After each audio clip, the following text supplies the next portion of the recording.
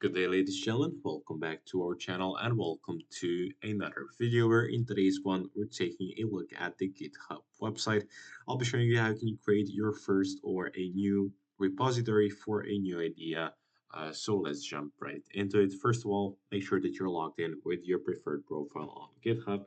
From the dashboard or from the homepage of GitHub, in the top right corner, you will click on this plus sign and click on create a new repository. Now, first of all, you'll select the repository name or simply select the owner. Give it a description, set its privacy, so is it public or private, and then initialize this repository with a README file if you'd like. Choose a license and simply just fill in all of the information that you'd like for the repository, and then you'll click on create. So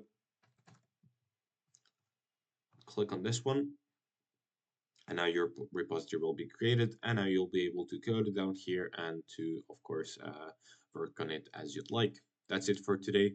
Thank you for watching this video. If you found it helpful, leave it a like, subscribe, and I'll see you guys in the next one. Goodbye.